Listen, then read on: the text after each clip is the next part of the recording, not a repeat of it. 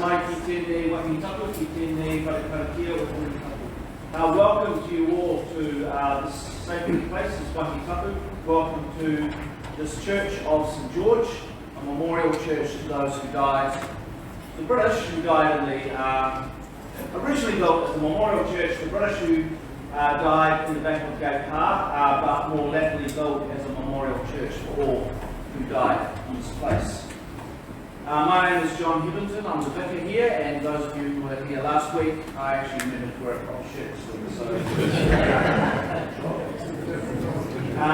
a few notices as we get going. If you've got a cell phone, if you could have that on silent, that would be great. I noticed lots of people signing in with their apps or with paper, that's great, we can do that. We do have the last of our books for sale. So Buddy and Cliff's books, Victory at Gate Pass. So if you would like a copy of that, $40, and you'd need to be equipped with, I think we're just about out of them. Buddy and Cliff are hoping to do a reprint, but at the moment they are the last of the books we have available. Those who also want flags, so if you want to have that window, you can see the flag I'm talking about. There's the flag that's up there. We have those for sale for $50, so you can have those as well.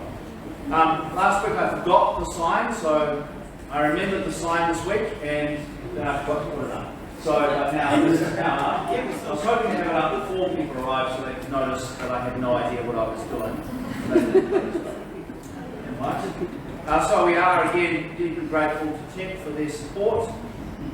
We are enjoying a nice cool church with air conditioners pumping out the cool air. That is entirely due to Tent. So they paid for half and we raised the other half. So thank you, Ted, for your support. We deeply appreciate it.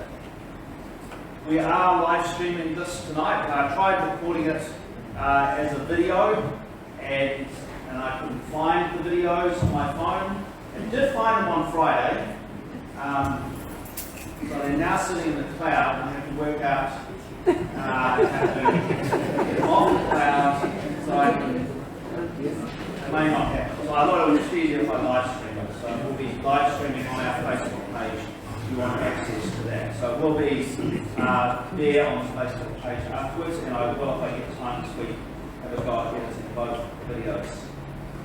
So if you're uncomfortable with live streaming, you need to get back where you're not seeing. Otherwise, it's the back of your heads. So we have no video from last week, but we do have the audio, and a couple of people have asked where that is, and it is available. I think it's called John Hibbenton's podcast on Buzzsprout, but there are links to our Facebook page, and I will get our web designer, our webmaster, to put a link on our website as well, so you'll be able to find it on both those places. So it's just the audio from last week at the moment. So this is our second of the Pukehinahina lectures for this year. That's just the flash title I gave them. We had our first set of lectures in 2014, the year of the 150th commemoration of the Battle of Pukehinahina, and we're blown away by the number of people who came. I'm kind of blown away by the number of people who have come tonight. Luckily it's not 270 that came that night. So before air conditioning. So just imagine that during the afternoon with 270 people in here. Horrific is the word that I would use. So you're one of those people, well done. We did it because we wanted people, we realised there's a lot of people who don't know the story of the Battle of Pukehinahina or the Battle of Tauranga. They don't know why these battles are important for us as a city. So we offered it that year, and then we had a couple of years off. About 3 years ago we started running them again. Last week we looked at the missionaries. This week we're looking at the battle, and to be honest I wasn't sure how many will come tonight, and I'm really glad so many have come. So thank you all for coming and showing interest in this. This is part of our kaupapa for being on this place, on this site. We are a Christian church sitting on the site where people fought. There were Anglicans on both sides, as we will hear. It is a tragedy that this battle ever happened, and what happened after this battle is a tragedy. And we need to know that. So part of telling this, I had an email today, or yesterday, saying they weren't going to come because the person didn't want to be burdened with the guilt of the past. And I had to say, we're not here to burden people with guilt of the past. I'm pretty sure my great-great-great-grandfather was down there in 1864 with the 65th Regiment. He was here with the 65th Regiment, but they were kind of scattered around the country. But there's a very good chance that he was here. I could feel burdened with the guilt of that, but I'm not. I wish the predecessors, my predecessors, had made different decisions, but they didn't. They were products of their time. But I need to know the stories so that I can know the pain of what those events caused, so that I can do something about that, both the injustice of what happened, but also to ensure that we don't repeat those mistakes into the future. So we don't do this to burden people with guilt, but we do this so that people know the stories and maybe can do something different in the future and create a future that is good for all who live here in Tauranga. So in light of all of that, I want to welcome Buddy and Cliff. It's good to see Buddy's here. He's just arrived. He's driven down from Mikaere just out of Coromandel, so thank you, Buddy, for doing that. He's signing books at the moment. And Cliff is a member of this congregation. His doctorate is in the New Zealand Wars. He and Buddy wrote a book about this battle, which was published in 2014. So that's the book that's on sale.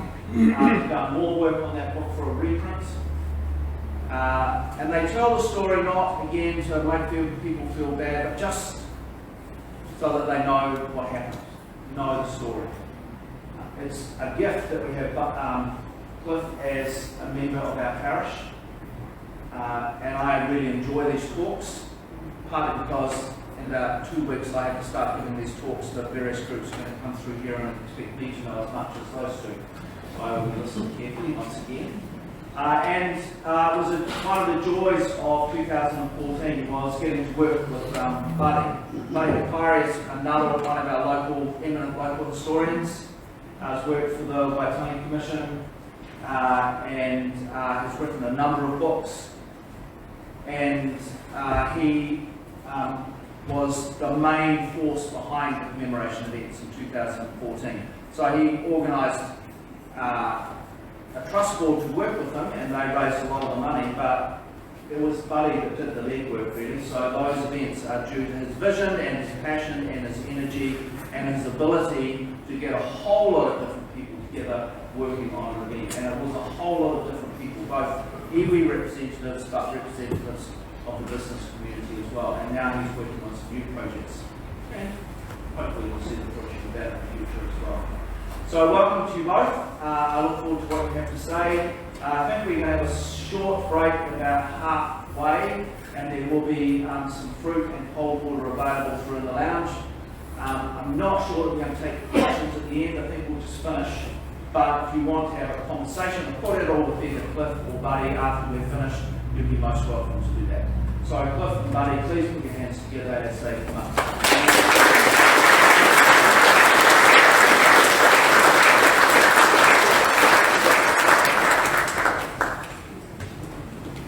Thank you, John. Welcome back, all of you who were here last week for another dose, and it's good to see such big numbers again. I thought I would just briefly mention, John's mentioned that I'm a member of the congregation here. Just briefly mention my interest in these colonial wars of ours. I was an army officer for a long time, and in the mid-1980s, we were required, as part of our promotion requirements, to study a paper in military history. And we decided about that time to make the New Zealand Wars that military history paper. And from then on, I got absolutely hooked on this whole topic of the New Zealand Wars, the colonial wars in New Zealand. And I've been studying them ever since. As you've heard, written a couple of books, done a doctorate on, I've lectured at Massey and Waikato, and I've just very fortunately for the last 6 or 7 years in the military, I have been taking groups around the battle sites and discussing the battles and walking battles and looking at all of the military aspects of that, but also the the social and political aspects as well. So tonight we're going to look at these two battles. We call them collectively the Tauranga campaign. There's actually a third battle in there as well that I'll mention. And they are best understood as part of the end of the Waikato War, which took place in 1863 and 1864. And they sort of spilled over into the Tauranga area. So we'll just go back a little bit to put a bit of context. So after the signing of the Treaty of Waitangi and after the Musket War period, there was a huge amount of immigration into New Zealand. The Irish potato famines were in the 1840s, so a lot of Irish were on the move. The conditions in the United Kingdom were terrible. The result of the Industrial Revolution, people moving into the cities. Think Oliver Twist, and you can think of what it was like. Think of the Dickens novels. Poverty, an oppressive class structure. It's said that William Wakefield decided to do something about immigration when he saw a boy being hanged for stealing bread.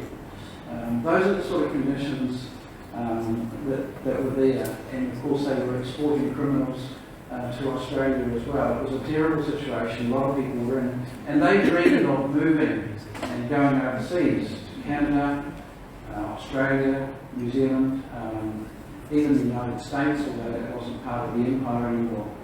And having come to the far end of the world, especially the ends of the earth, and kissed mum goodbye on the docks of Liverpool or London, and knowing that you could never go home, these people arrived in New Zealand, and all of their eggs were in that basket. Now, in 1860, just a little bit of an overview of the Maori situation. Some Maori were almost supremely unaware that there were Europeans in New Zealand, but a lot of Maori were interacting with them in various ways around the towns and settlements, in trade, things like fishing and various other things, the mission stations.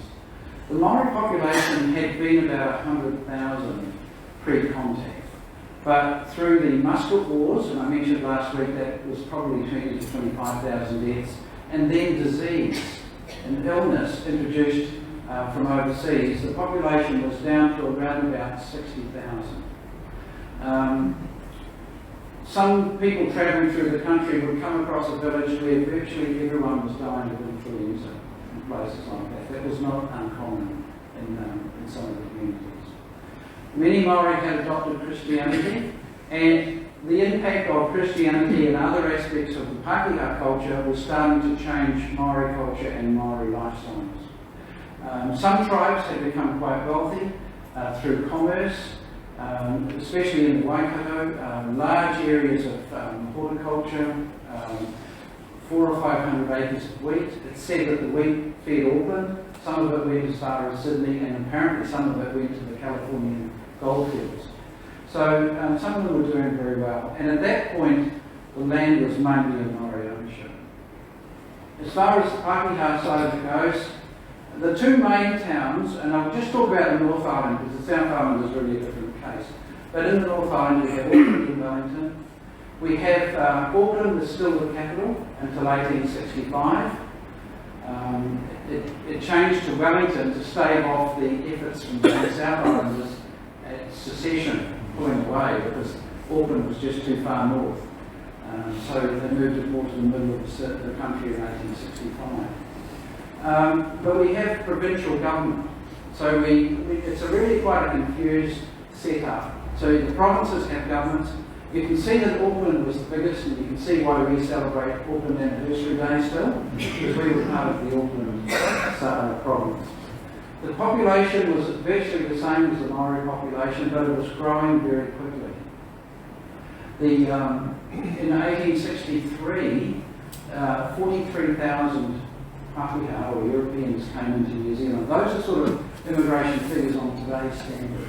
By the 1870s, there were a couple of 100,000, And by the First World War, there were 1.1 million. So the European population has grown very, very fast. And of course, a lot of them are looking to acquire land. The response to the pressure from this massive influx of Europeans, well, there were several movements, but the main one is the Kinikanga, or what we now know as the King movement. And the current Maori king, King Tuhatia, is I think the 8th descendant in a straight line from the original Maori king. Now Maori society didn't have a hierarchical structure with a king at the top. There was a very flat structure. There were over 500 chiefs who signed the Treaty of Waitangi. So each chief was more or less autonomous.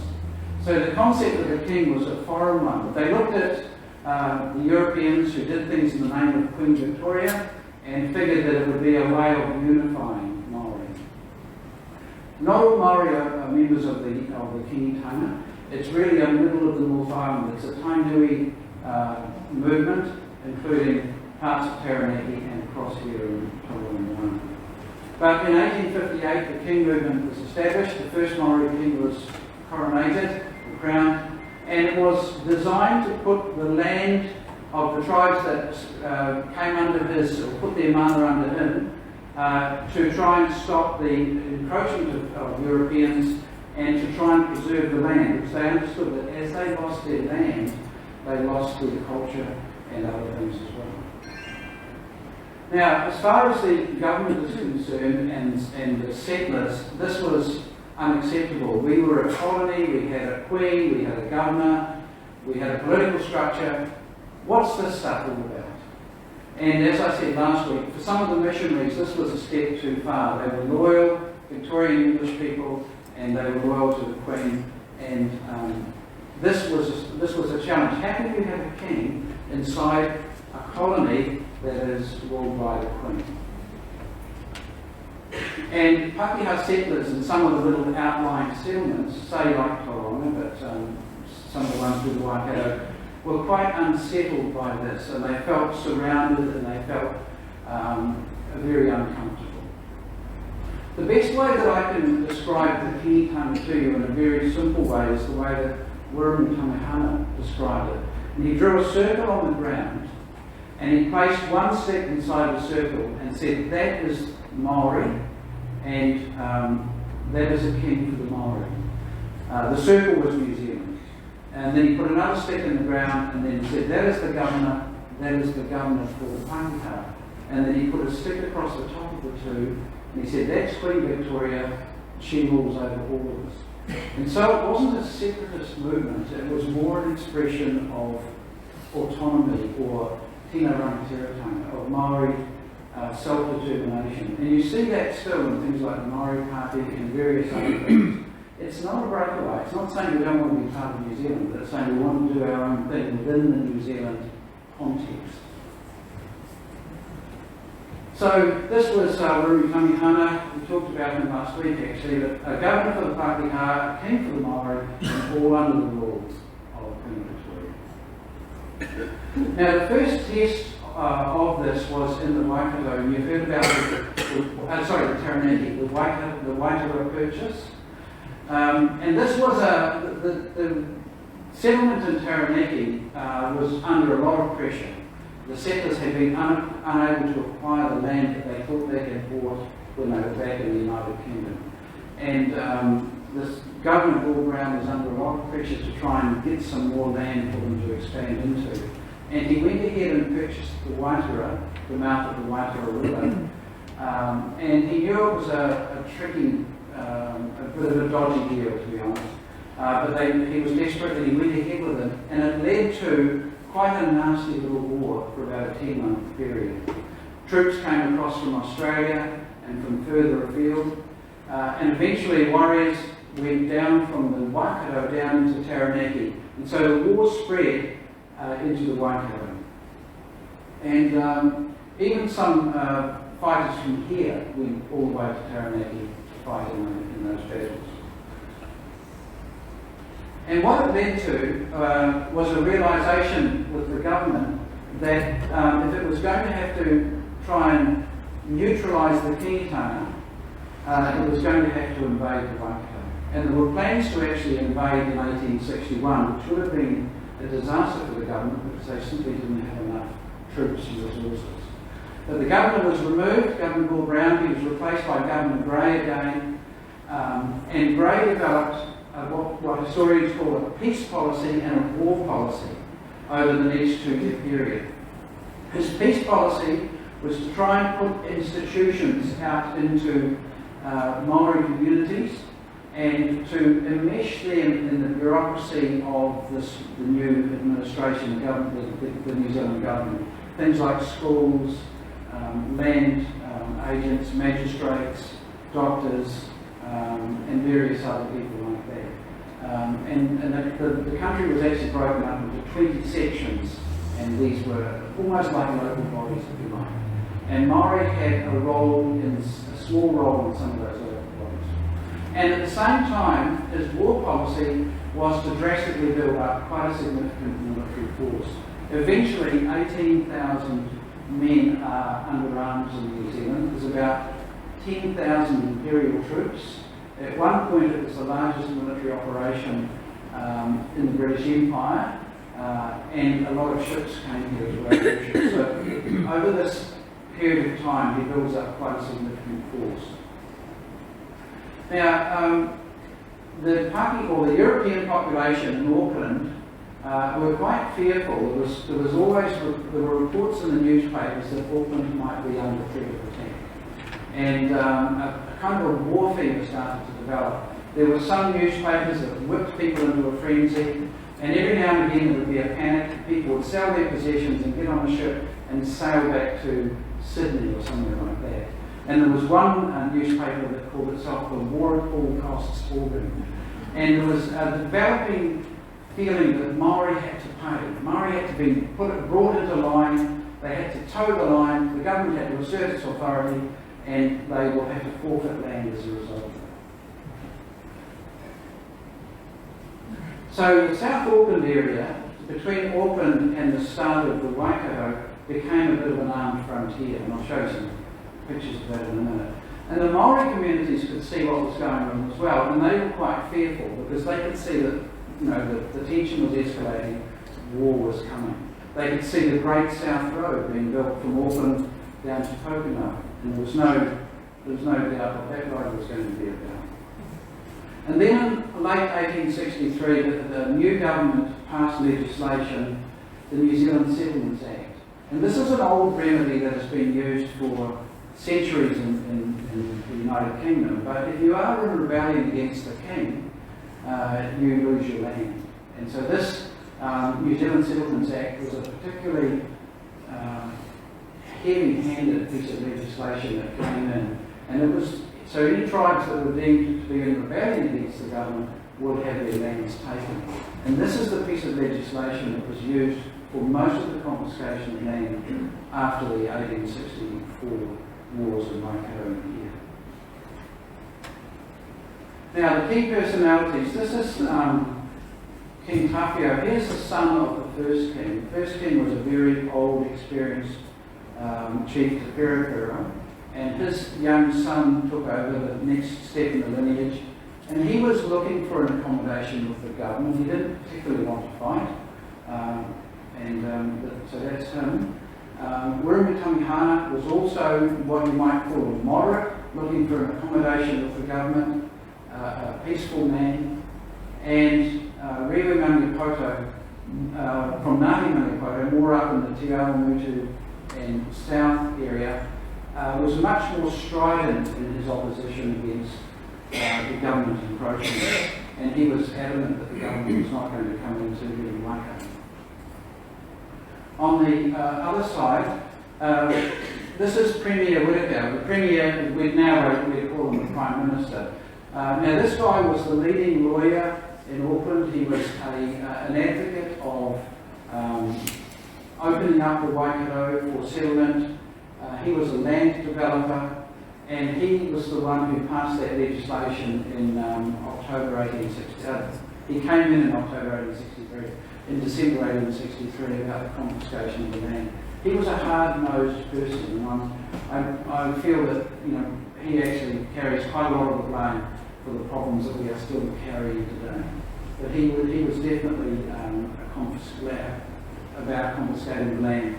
The junior partner in his law firm, Thomas Russell, became the Minister of Defence.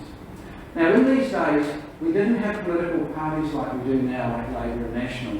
We had, as I said, the provincial government, and we also had just forceful personalities that would build an administration around themselves. It might last 12 months, it might last 3 months, and then it would all fly apart, and then another one would come in. And so they took over, his administration took over in October 1863. Governor George Grey came back in 1861. He had been the governor during the Northern War in 1845, and now the country is in another race relations crisis, and he is brought back again to try and solve that issue a second time. Twice governor and once premier of New Zealand. But there's actually a political battle going on between these two. When the governor first came here in the 1840s, he ruled just with an executive council of 5 people. So he could rule almost autocratically. Now we have representative government, so we have ministers and we have a premier. So the governor can't rule as strongly as he had previously. And these two guys are actually in a battle over who is actually running the place and who has the power. And thirdly, Lieutenant General Duncan Cameron Road. He was a well-qualified veteran of the Crimean War, which was 10 years earlier than this. He commanded the Highland Brigade in the Crimean War, a professional soldier, very, very senior, and quite a cautious person, I think, the way he conducted things. He is the one who was in command here at the Battle of Pukehinahina. Just a couple of photos to show you what South Auckland started to look like. So you can see a church there, St Bride's, and it's been fortified. So the tension started to develop to the extent that the settlers were building, the settlers on the farmland in South Auckland were building stockades around the churches. And you can see the loopholes there where you would fire your musket through, standing and aiming through the hole. And there was a Navy camp at Drury. There were all sorts of military establishments developed through South Auckland.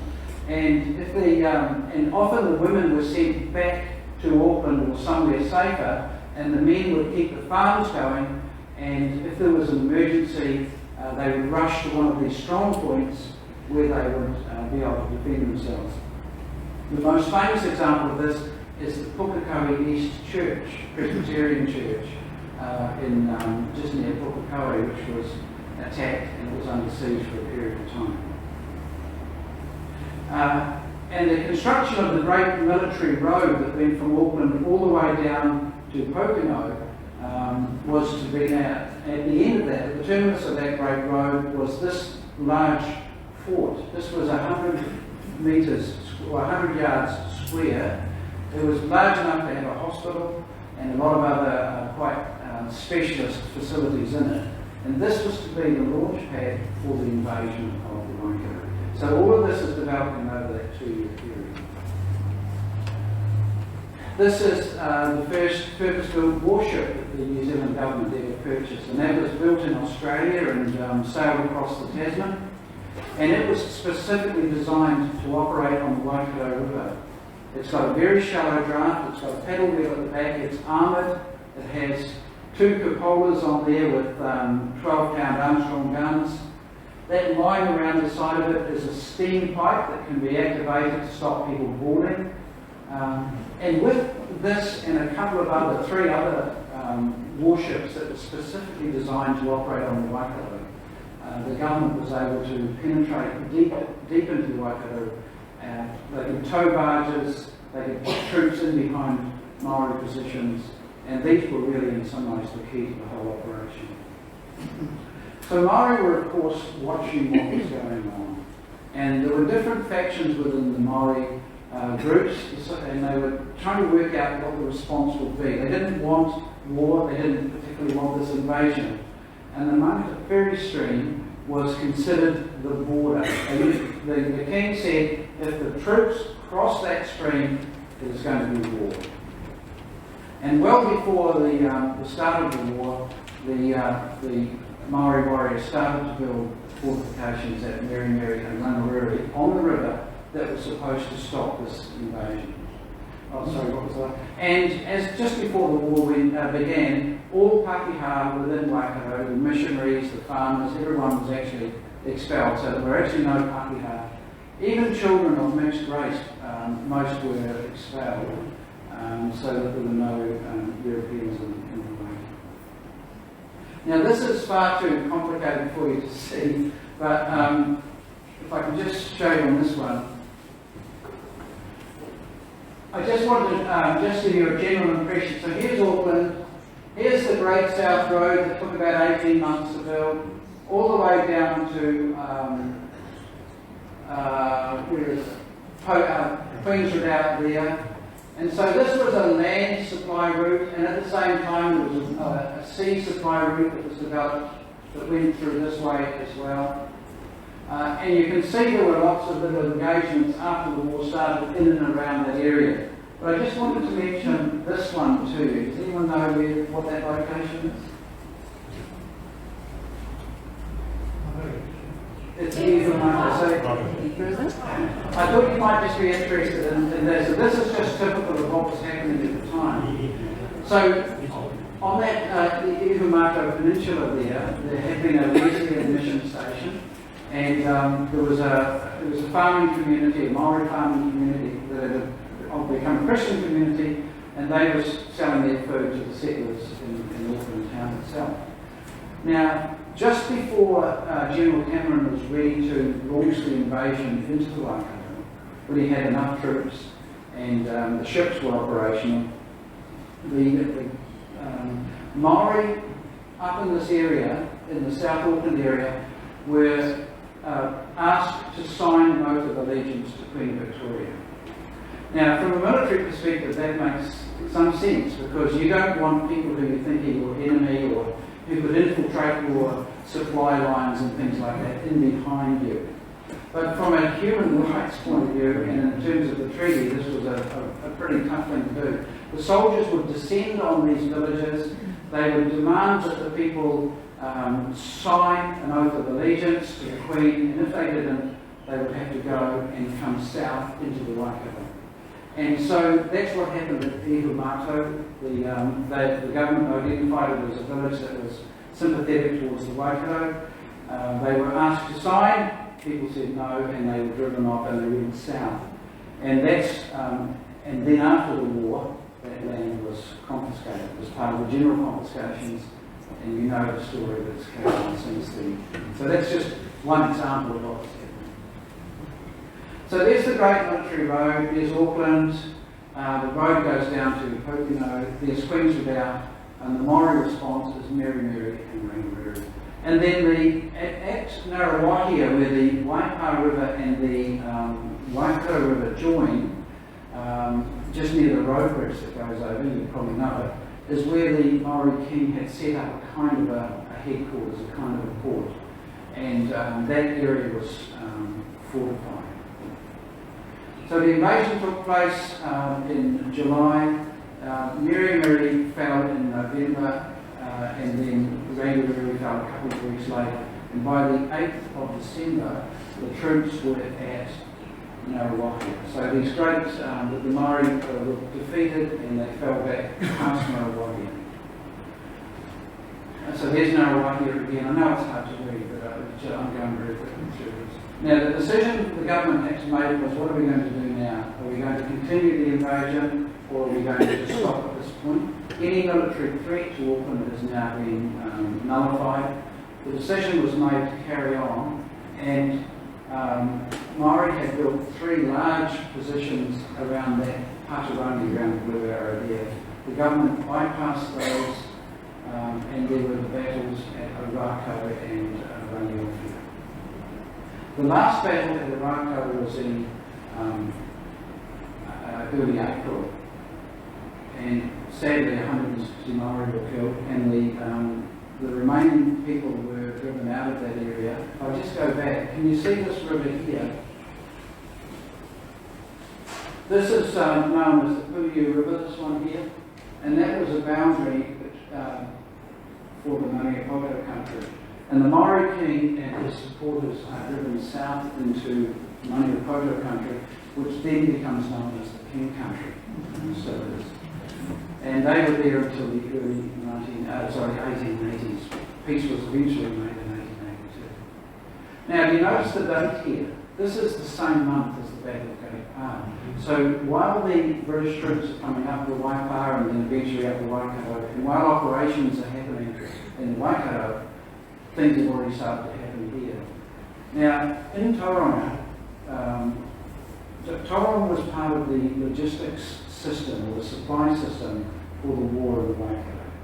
It's got a beautiful safe harbour, and so gun runners were running guns into Tauranga and selling them to the local Maori, gunpowder and other war supplies. If you were a trader from Australia, from the Australian colonies or from America or something like that, and you wanted to make a quick buck, you could sail into Raglan Harbour or Tauranga Harbour or some of these other ones, and you could sell a shipload of weapons, and they would eventually find their way across into the Waikato. It was also a place where the Waikato tribes, where the East Coast tribes, or the Tauranga tribes, would come across and then through into the Waikato. You can see the Rotorua Lakes there. That's the Arawa tribe. And the Arawa were allied to the Crown, and they wouldn't allow anyone to passage through their country, or their road. And so the route to get to Waikato was to come to Tauranga, and then go over the Kaimais, much like we do today, and then you would be into the war zone. Now, for all of these reasons, General Cameron requested a blockade of Tauranga in January 1864. Tauranga, this is a painting by Robley in 1865, so it's after the war, but it just gives an impression of how people were living at the time. Now, in some of the wars that we've had around New Zealand at this time, it has been a war between the settlers and the local Maori. Like in New Plymouth, it was a battle over the land, and the settlers formed militias and fought alongside the British troops against the Maori. In Wellington, it was about the land in the Hutt Valley. Here, the war did not grow out of the local situation. The local Pakeha and Maori were getting on okay. There were points of friction, but they were getting on okay. And the war didn't grow out of their relationship. There was a small Pakeha population, mainly around the mission station, but there were some traders and farmers as well. And there was a small Roman Catholic mission at Moto. And the old venerable Archdeacon Brown, most of you will know the story of him, he was the lead missionary. These photos of the missionaries they look like such old gentlemen, because photography was first really available in the 1860s. But he, as I mentioned last week, came here as about a 29-year-old. And so him and his wife had spent most of their adult life doing this sort of work. So on the 21st of January 1864, 3 warships sailed into the harbour, and they landed just opposite where the Elms is, and they quickly unloaded and secured the buildings of the Elms. Now, there had been threats that if the soldiers ever came to Tauranga, those buildings would be burned. And so the first aim was to secure those buildings, and then they established a military camp. And they changed it. It was the Te Papa mission station, so it becomes Camp Te Papa. And they established a military base there, in and around the mission station and along the Strand. And the aim is to blockade the harbour and to cut off the water and food. Now, intelligence reports have been coming back to the government that some of the Kingite or Kingitanga recruiters had been in Tauranga, had been encouraging more men to go and fight in the Waikato, because things were going badly in the Waikato. And there was a large quantity of food that had been grown in the Te Puna area that was going to be taken over in about February when it became light, and it was going to supply the military as well. So the first, the Maori army. So the first thing was the soldiers were told was to destroy the crops, or take the crops in and bring the animals in as well. But that instruction was soon changed, and they were told just to take a passive posture. I covered that information here. So this, once again, very difficult to see, but I just thought I'd throw it in there. So that's in 1864. You can see a warship out in the harbour, see some Maori in the foreground, and up on the left-hand side there you can see some of the mission buildings and the old bell tents of the soldiers. Now, of course, this is the worst thing that could happen for the local population. The soldiers have arrived, unexplained, suddenly. What does it all mean? And they spoke to Brigadier Mikaere, who was the man in charge of this move, and he couldn't really tell them quite what it meant. And there was a bit of a disconnect between what Governor Gray's policy was and what Premier Whitaker's policy was. And this was really a move by Premier Whitaker. And they put pressure on Gray to see to it. There was a civil commissioner here called Baker, and he sent out a letter to the local tribes, or printed circular telling them that tribes that were loyal to the Crown had no reason to worry, only if they were in rebellion.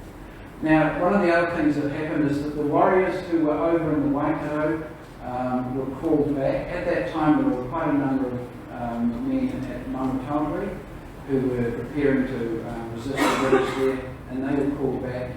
And the decision was made, this is obviously going to be a military threat, what are we going to do? And they started to fortify some of the old pass sites up in the lower Kaimai area that had been built in previous times.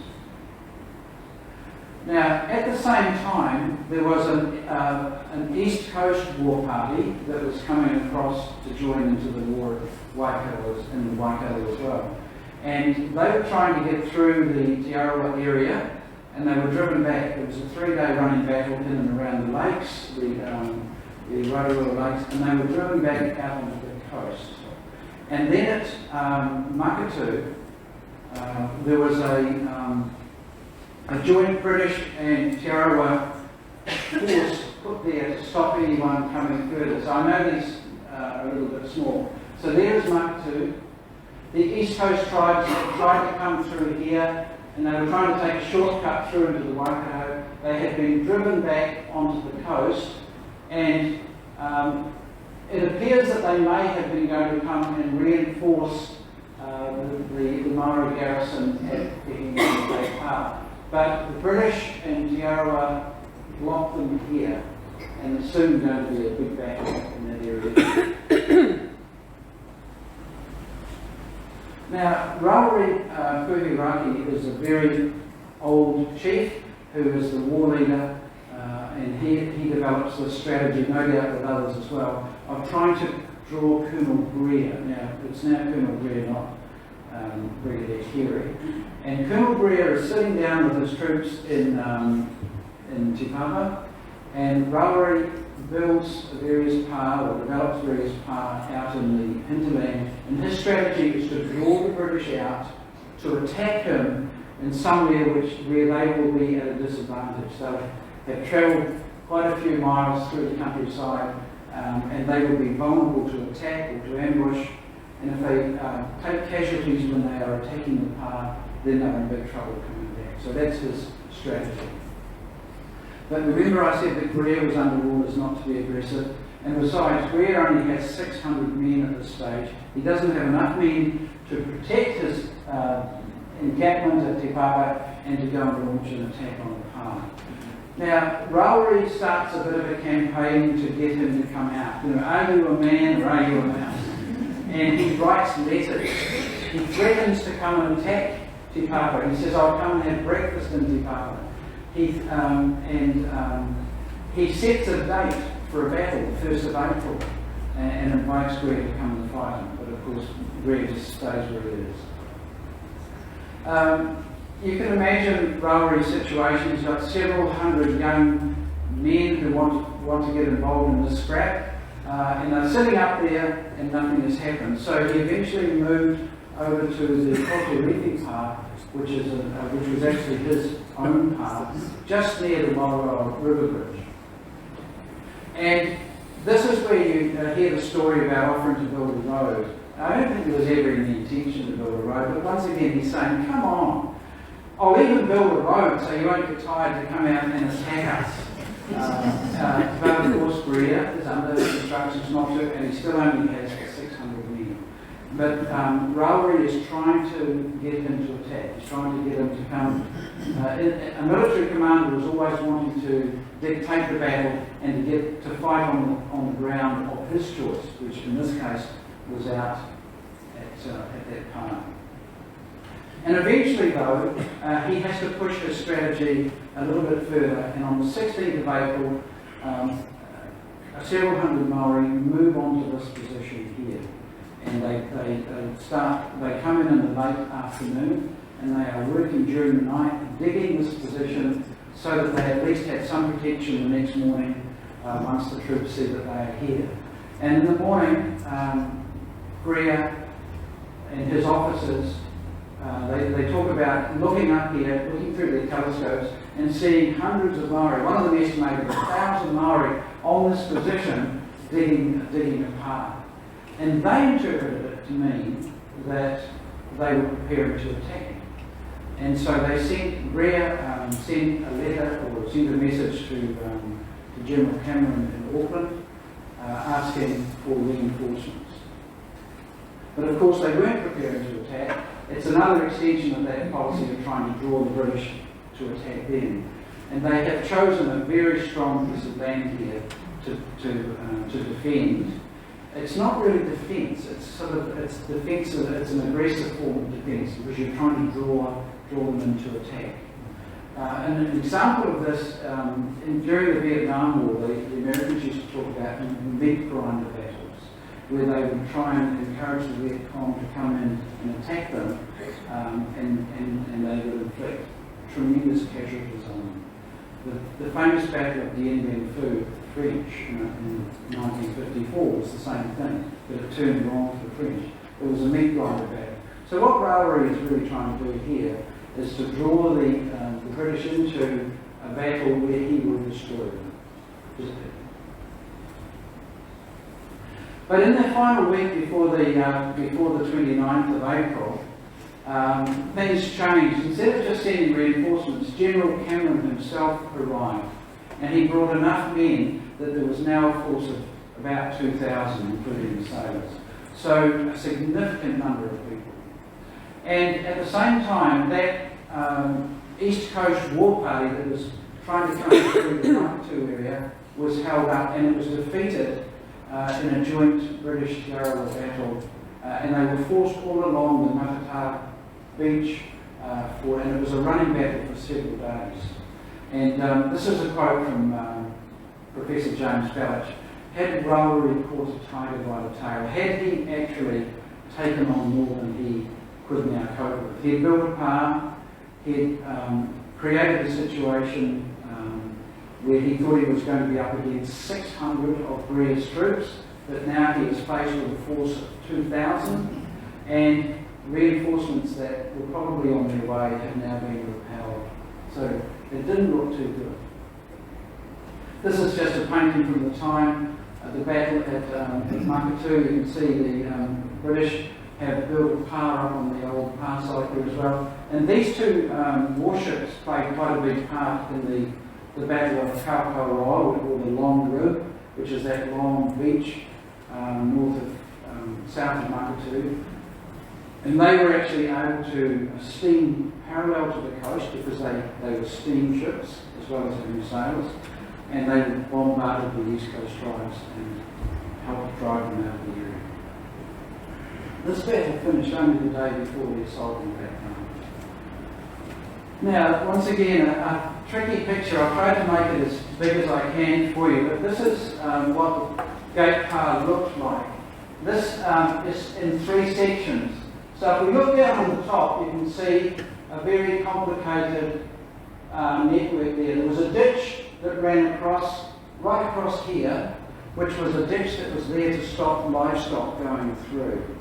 And there was a gate, there was a culvert and a gate, and that's how it got the name the Gate Pa, because the British are looking up here and it's a pa where the gate was. And so that's what it looks like from the top. This next one here is what the British would have seen. That's the profile on the horizon just there. And then this one is a cross-section of the defenders sitting inside the pa and taking up their position in the firing trenches just out here. Now there's been a lot of speculation about what this is all about out here, and in her stories about it, Hene Te Kira Tauranga, who was the only woman in the battle, said that her group of about 30 arrived the night before and were told because they weren't locals, they had to actually build their own little car out here at the side and fight there. And that's the story that she tells.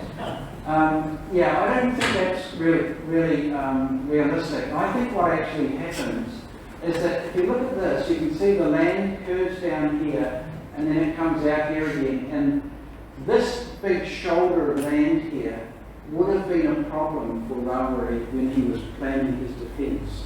He would have seen that it was a piece of, and you can see, I hope, that it just drops away very, very quickly. British troops might have been able to get around the back, so that's around the back of the bowling club, or they might have been able to just get up on here and launch an attack onto there. So I think he built a fortification out there to try and stop that. A modern commander might put some machine guns out there to try and stop that sort of situation. But there are various questions about why that took place. Now, you might think that the Gate Pa is a strange looking thing. It's just at ground level and it's a bunch of trenches. Now this is from the Tapani Museum in Hawera, and this is a 16th century, it's Turatura Mopai Pa from the 16th century, and this is how Maori had fought for centuries.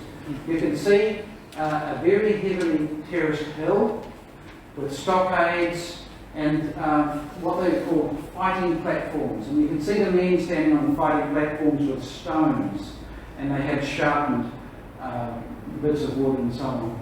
And this is how you defended yourself pre-musket, pre-gunpowder, because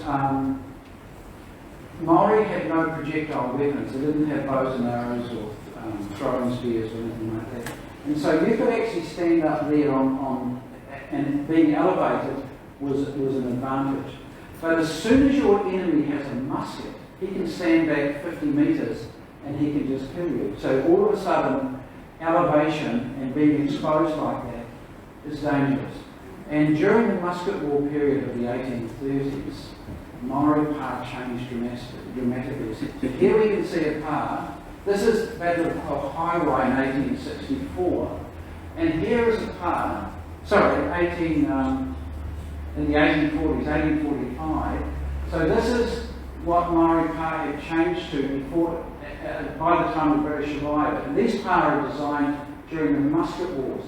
So they have a double palisade, they have a great big flax mat all the way along the front that will absorb cannonballs and musket balls. And the warriors are not standing up high, but they're standing in trenches and they're poking their muskets through holes in the bottom of the stockade at ground level. So the whole technology has changed. This is what they look like inside. If you look at the top one there, you can see that they're very safe and secure inside the palisade like that.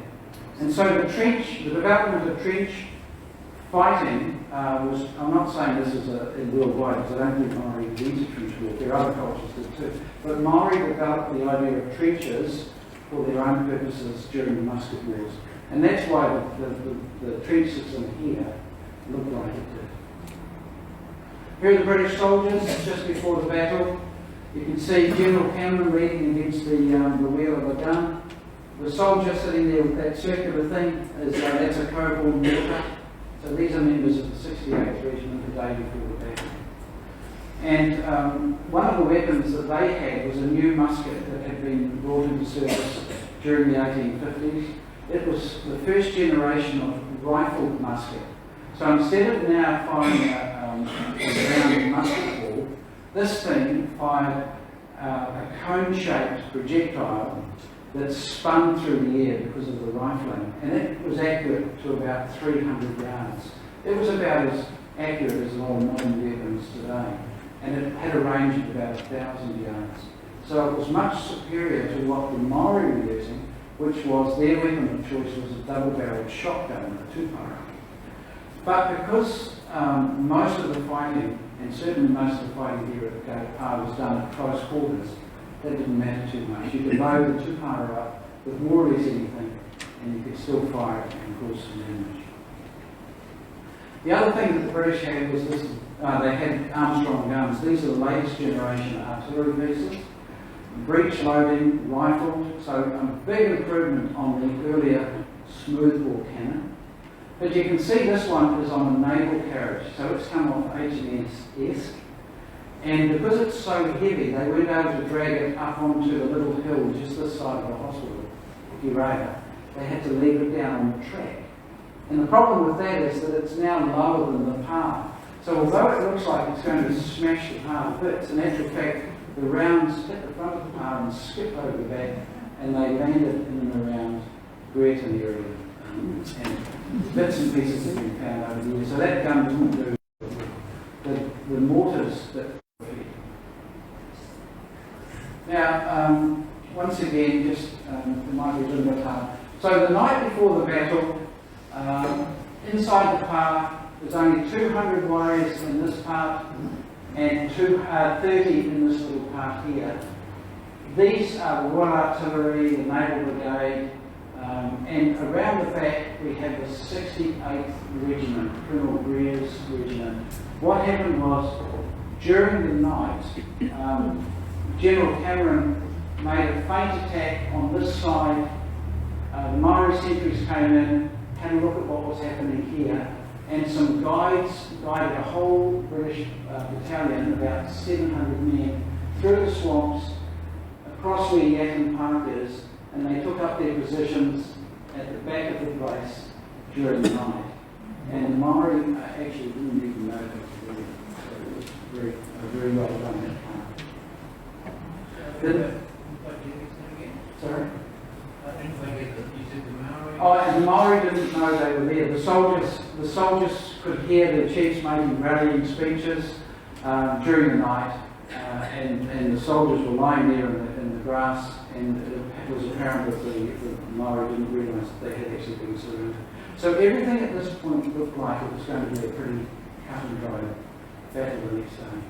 The next morning, the heavy artillery opened up. The Maori were actually saying their prayers. Some of them were Anglican, some of them were Catholic, and some of them were still subscribing to the traditional religion. They had some traditional priests as well as Anglican priests in the park, and they were saying the morning prayers when the guns opened up. And the assault lasted for about 7 hours, and there was quite a heavy bombardment that took place. And the warriors are inside the trench systems here and underground, just trying to ride that bombardment out. Because you know that once the bombardment lifts, then the infantry assault will come in and it'll be hand-to-hand battle. So about 4 o'clock, General Cameron decided that he'd made enough damage, done enough damage to the park, and that he launched the assault. The men had already been given their last meal. They had probably dictated their letters to their families, especially the ones in the front row. The front row was known as the forlorn hope. And if you were going to be in the forlorn hope, that's pretty well what it was. Because you were going to take that first volley when you were stopped. And you would probably give your watch or something to someone else before knowing that your chances of survival, or perhaps even worse still, of being badly wounded, were fairly high. They also would have had a good belt of rum. The word Dutch courage comes from the 16th century when the British troops used to fight in the Netherlands or Holland and drink gin. Now they're drinking rum, and a good belt of Dutch courage was what you needed sometimes to go into battle like this. The Maori, of course, stirring speeches, talking about defending themselves. The guns have lifted, they know that the assault is about to come. And the assault went in, or perhaps I'll just go back there. So the assault went in just after 4 o'clock. It was dark, it had been raining all day. The place around here where we are, the trenches, would have been a complete quagmire. The guns had been making a mess of it. It would have looked a bit like a World War I battlefield, the mud and everything like that. It initially appeared that the troops had gotten through and into the park, and a message even was sent back to General Cameron: "Congratulations, sir, you have taken the park." And the way that, and then about just a few minutes later, they were repelled and they were driven out of the park, and they were driven back down the hill again. And it was considered it was a very embarrassing defeat for them. In fact, the 43rd Regiment became known as the Scarlet Runners. They blamed the Navy and the Navy blamed them, but it was pretty embarrassing. It looked like it was, as I said, it looked like it was in the bag, but they were actually driven out of the park. What possibly happened was that you've got a park or an area about half the size of the rugby field. You've got 200 warriors, 230 warriors in it. You've got another 600 soldiers coming in and filling it all up. It's muddy, it's wet underfoot, there are trenches, and the Maori warriors were getting up out of those and firing, and there was complete pandemonium. It may be that about 60 warriors were driven out the back, but the 68th Regiment had closed up and fired at them, and they were pushed back in. And someone apparently cried out, "Look out, they're coming in their thousands!" And there was a panic. Now, British troops don't usually panic. They're known to have a very high breaking point, the thin red line. But they panicked, and they were driven out of the park. And there were stories of men actually standing there saying, "No, 43rd, don't run, don't run." But they did. They just got, if you've ever been swept up in a rugby crowd or something like that, a big mob, and they literally were swept down the hill. And Maori had won the day. Cameron was devastated. He thought this was in the bag, and he was absolutely devastated. The next morning when they came up, they were worried about what had happened to the British were worried about what had happened to the men who had been killed or who were wounded and lying in and around the park. Because in previous battles in Tauranga, some of those people had been mutilated and people had been tortured, and they were concerned about that. And when they came up, they were very gratified to find that not only the men had not been mutilated, but there was evidence that they had apparently been cared for, and some had been given water. If you have a look at that top picture there, you can see a bit of where a tunnel comes through. And so this is where the Maori warriors were being able to shelter underground here. But actually, when you look at this, the tops of here are still intact. So it makes you realise that the artillery bombardment wasn't as effective as we might have thought. We're not exactly sure on the number of Maori who were killed, but somewhere in that vicinity. And you will hear that the British had 111 casualties. Casualties included wounded and killed. So 31 British soldiers were killed and 80 were killed. The surgeons set up shop down the hill, amputations, all of the primitive ways of trying to deal with people took place. They treated the Maori who were injured as well as the soldiers. And some Maori were taken as far as Auckland from there. Now, there is a theory that it was a trap, that Rauri Pukehinahina's tactic was to bring the British in on top of them and then to fire up and actually kill the soldiers when they were standing above them. That's an extremely risky tactic, and I think that's a misunderstanding of what actually happened. And when you look at the size of the park and the size of the caverns inside it where the men would be sitting, you wouldn't get 200 men in there firing those sort of muskets, those black powder muskets. When they go off, they create a tremendous noise and they fill the place up with smoke. And I think it would have been a nightmare. So I don't believe it was a trick. I think it was just the warriors coming up out of the trenches and out of some of the underground cover at about the time that the British troops came in. Now, one of the interesting things about this battle was the rules of conduct. And these are those rules here. And these indicate that the Maori who had become Christian here were actually starting to think, how are we going to fight this battle in that sort of a way? How are we going to fight this in an ethical sort of way? And these are just quite different rules to the way that Maori had traditionally fought their wars. The other two are here. And interestingly enough, those rules were pretty much adhered to during the battle.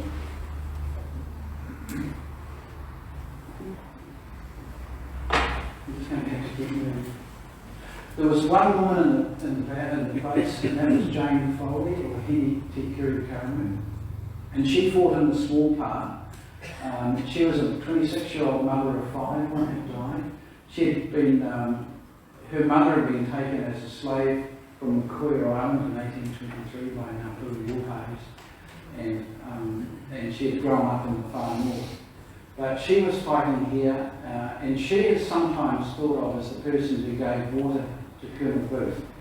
Colonel Booth was the commander of the 43rd Regiment, and he, the story goes that he was able to tell someone before he died the next morning that he had been given water by a Maori woman who spoke English.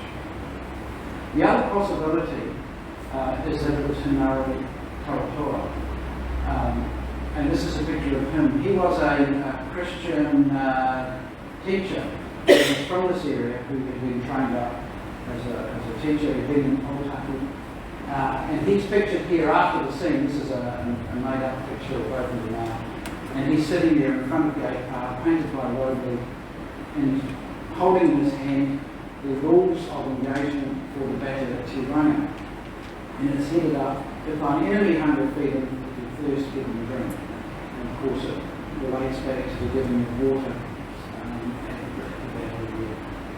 And that stained glass window shows, it's from Romans 12:20, and that stained glass window there shows Hini Te Kiri Karamu giving water to the British troops.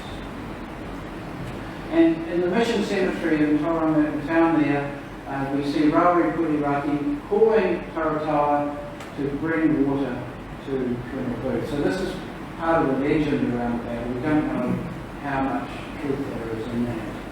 The other one is the Last Supper. Archdeacon Brown had a meal for the officers who were going to go into battle the next morning.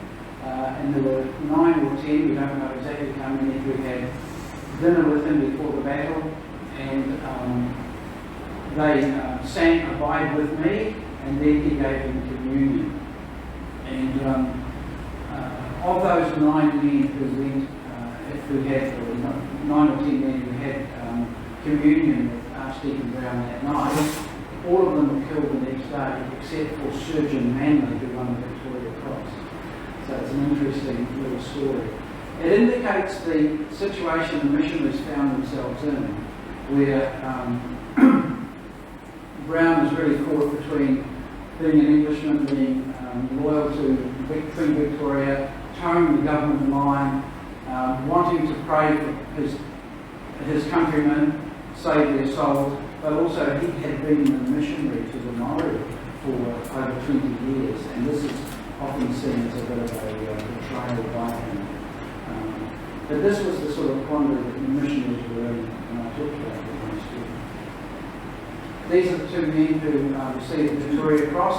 They'd only come in after the Crimean War of the previous decade, but William Manley and Samuel Mitchell both received the Victoria Cross for having rescued people on the battlefield and carried them to safety. You can see that Mitchell's is blue.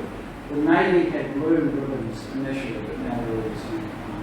And when he was given his Victoria Cross in Sydney, half of the town turned out. It was a huge occasion.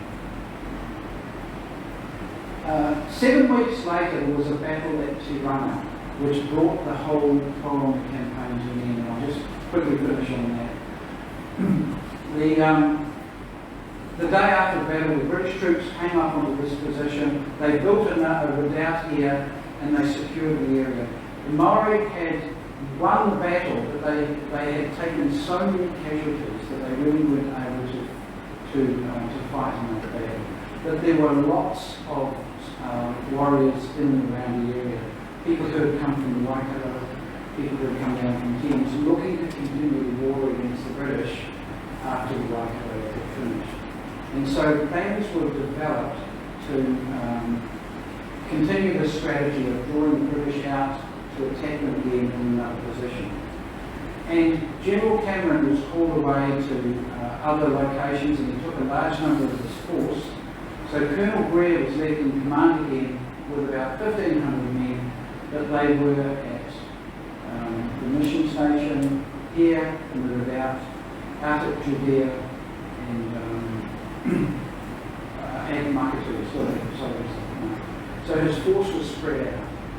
And the plan appears to have been to build another power out at Tauranga and to try and draw Greer to attack him there, and at the same time to attack several of the British positions. So this is the situation at Tauranga. It's just past Aquinas College. Aquinas College is here in this field here. And this is Joyce, Postpile Road, and Joyce Road runs up here. And so on the night of the 20th of June, about 500 warriors arrived there late in the afternoon and started to entrench themselves at Tauranga. And the rifle pits that they constructed were more of a semicircle than the straight line there. But Greer had some cavalry, so they were out doing reconnaissance because they were suspecting this was going to happen. And they saw these warriors starting to entrench. And so Greer decided that he would attack the next morning, which he did. So after breakfast, they set out about 8 o'clock on the 21st of June and headed towards the site, and they arrived at about 10:30. You can see the trench was here. You can see the British soldiers in blue through here, and a gun just opposite the entrance to Aquinas College on the road there, just there. And Greer realised that he had caught the defenders without any defences really. They only dug down a couple of feet, so they were caught in the open. And it's on flat ground. Here, the defenders were high. Here, they're on a narrow, flat area, and he has 2 guns that can fire directly at them, and they don't have much protection. About 300 of them apparently disappeared over the back, but about 200 decided that they would make a stand. And a lot of these were people from outside of Tauranga. He bombarded, when another couple of hundred reinforcements arrived about 12:30, he launched a very quick attack, and the warriors made a very brave stand. Only about 2% of troops will withstand a bayonet attack.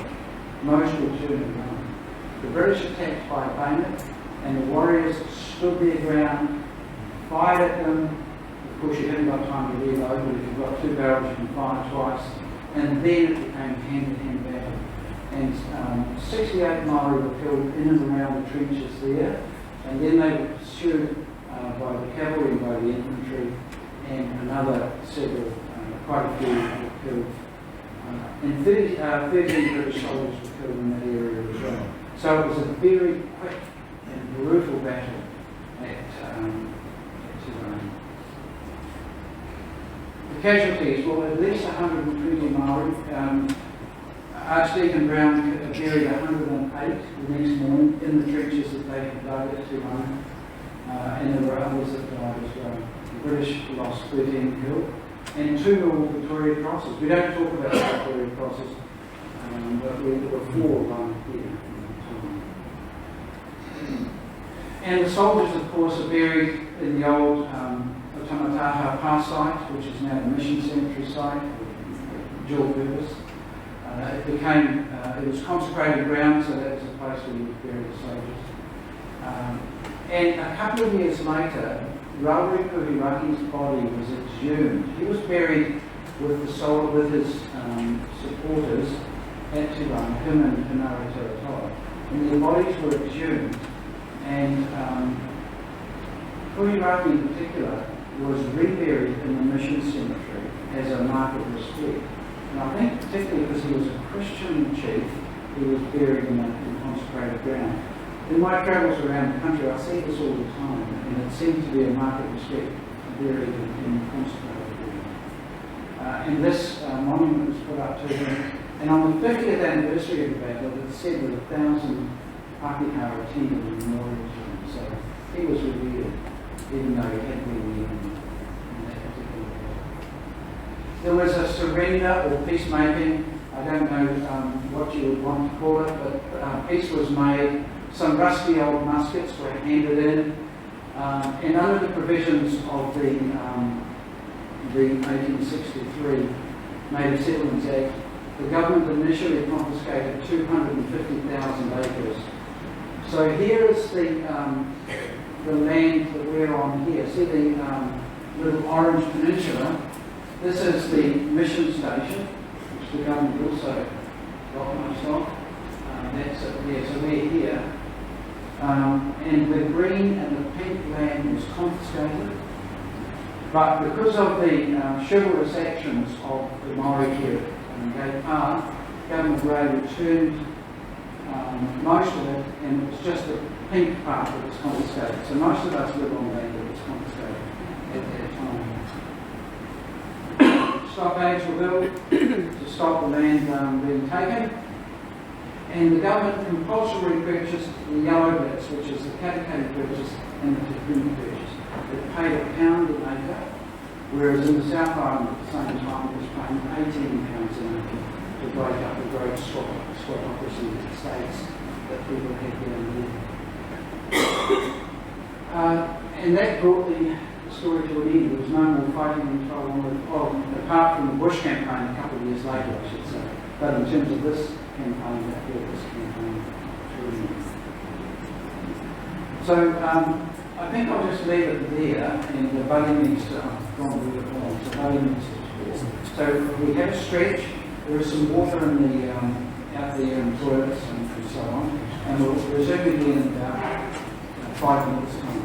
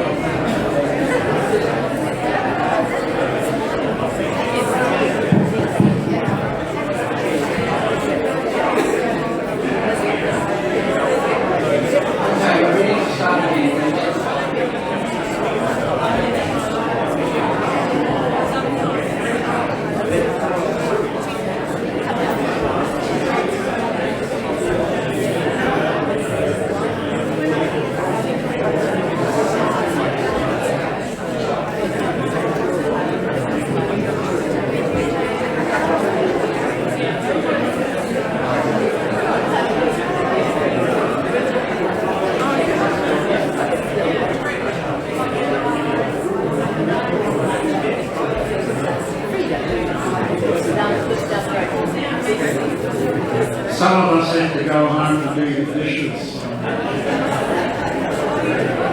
we can get started this week.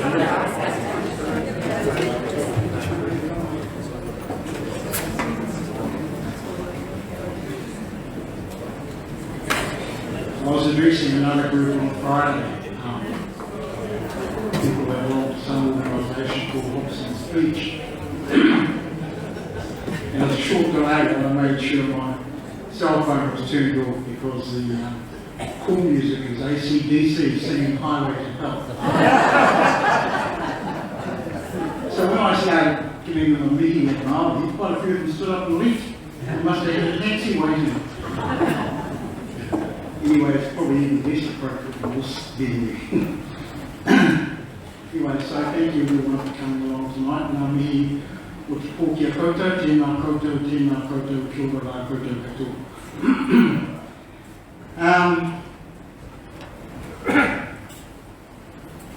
It's quite a challenge following on from my friend Cliff.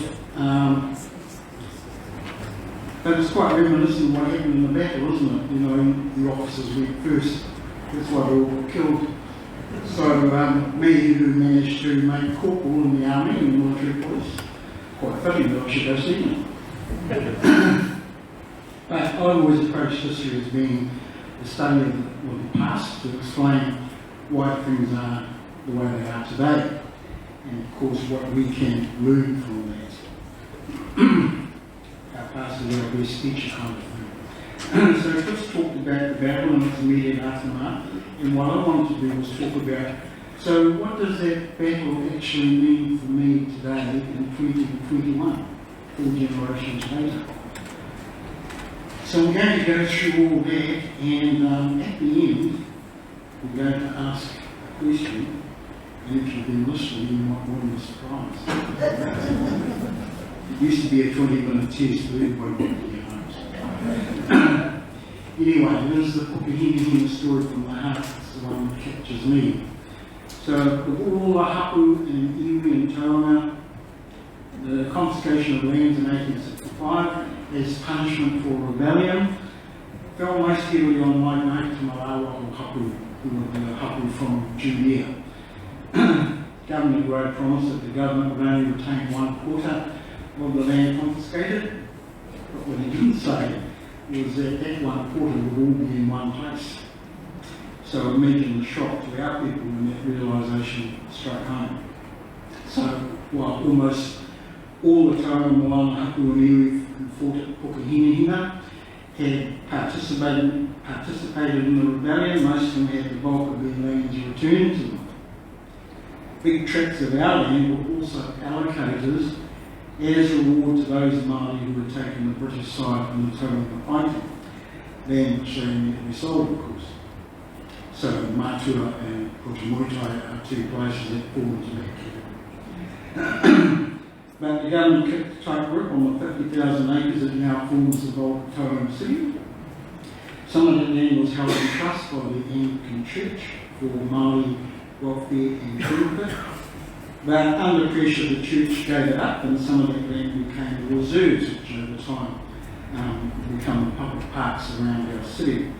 So Robin's Reserve on Cliff Road is a good example of that. Other parts of that land now make up the city's civic centre, the council library, council offices, and Bay Court.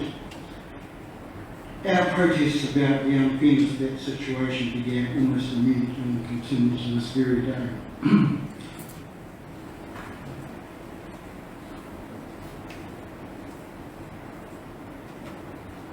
Is everybody familiar with this flag? This is the battle flag at Gate Park. A couple of years ago we had the Dawn Anzac service at the Marae, and we were flying this flag. And I invited one of our local Turkish citizens to come along and read, that amazing piece from Atatürk, which says your sons are now our sons. So I asked Ali to please come along and could he speak there on the Marae. Anyway, I found Ali standing at the gateway to the Marae. I said, there's something wrong. I said, what's wrong, mate? He said, "That's not the Turkish flag." I said, "No idea, it's our flag." Anyway, good mates, and he's always good for one of those wrap-around things called land.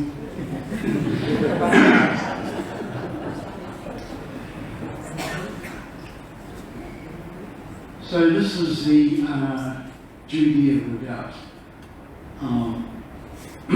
So the 2008 I was talking about was almost entirely our traditional lands. We were left with a small reserve at Huria or Judea, mostly swamp, and also the land at Tauranga, which is on the far side of Pies Park, halfway to North Europe. So there's a series of protests about the inadequacy of the Huria Reserve, which led to the granting of a further small reserve along present-day Cambridge Road, part of which we have had to give up for roads. So this is the Judea Road, Judea Redoubt and Judea Road. It was built by the regiments in 1864 and placed here to guard the former ford that crossed the estuary at this point and linked with the Durham Redoubt on the city side of the estuary. But it was also placed there as a stern reminder of who's the boss now. I don't think it was a calculated insult, but when the troops were withdrawn from Tauranga, the redoubt was garrisoned with loyalist Aroa troops, so we had a Māori detail to keep an eye on Māori. It's also a reminder of how we find this recurring theme with past sites, post-battles. So here we are. Cameron Road runs directly through the part that was here formerly. If you've been across the Waikato to Mauriri on the way to Auckland, on the highway, you'll see how the road goes right through the middle of that part. And similarly with the Orako on the outskirts of Te Awamutu, the road goes straight through the part. So it's a way of just reminding people who's boss. So here in Tauranga, those tiny reserves were not enough for the hapu families to live on, let alone support themselves. So every inch of the Huria reserve that could be was cultivated, right down to the timeline, where high tides and storm surge could ruin the gardens. But gardening and what they could gather from the harbour and seashore were what sustained them. Many families were forced to occupy any vacant land around the city. They became squatters. From the early 1920s through into the 1950s, they could be found living in the middle of Tauranga City. So along Spring Street, along Elizabeth Street, Grey Street, Willow Street, in and around Cliff Road, the Domain, Memorial Park, and right through to Reardon, including, of course, Gate Park. Our families lived in tents and makeshift sheds, sometimes in hedges, on land which they also cultivated. Waitangi land was given to them to use by generous families like the Mathesons, who allowed them to live there in return for farm and cropping work. There are some stories from those times.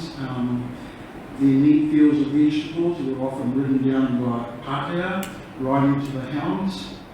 It doesn't surprise me that most of us people were visitors from Auckland. They can only watch in silent outrage and then set to an attempt to fix the damage. The city spots where they lived were mostly in locations which were remembered from much earlier times as being suited to intensive cultivation and which, as in Spring Street, had a reliable water supply. So this is one of their campsites, and gardening took on this great importance because it was the main source of food, while a sale of surplus vegetables earned money to buy those basics that had become part of their lifestyle: flour, tea, sugar, tobacco. In some cases, the vegetables grown were bartered for goods such as clothes. Fishing and gathering of kaimoana were other activities. Fish was also traded. So much of those lucky enough to be living there had access to birds and bush foods. So this is roadworks along Willow Street. So the legacy of those days remains with many of our families today. And the ubiquitous boil-up, for example, in some families remains a mainstay meal that dates back to these desperate times. Cheap cuts of fatty meat like brisket and mutton flakes, any green vegetable including puha or watercress, potatoes and kumara dumplings made from flour and water, all took together in one pot and providing the whole family with their main meal for the day. Fish treated the same way, the fillets might get sold or traded, but the frames and heads were kept and served up with boiled potatoes, the bones being picked clean. For a treat, there might be an animal nut legs of hot sweet black tea and bread made from roughly kneaded flour and water baked in camp ovens on the ashes of the fire. Dripping or lard was a substitute for butter. The same dripping in mussel or power shell and with a rag wick made the smoky candles that lit the hovels in which the people lived.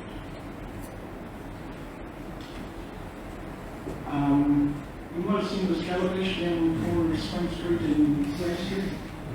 So it's a reminder of the spring that used to run in Spring Street, and which was used to get you to all the gardens that were along Grey Street.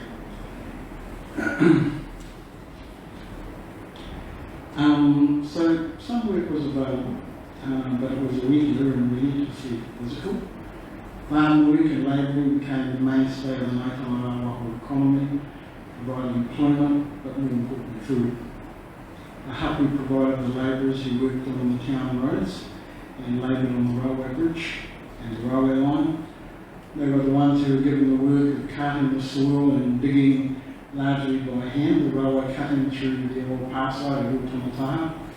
You know, the Trinity Wharf hotels and the cut that goes through there to the bridge across it, linking part of Cliff Road with the Waitangi Cemetery, that cut in there.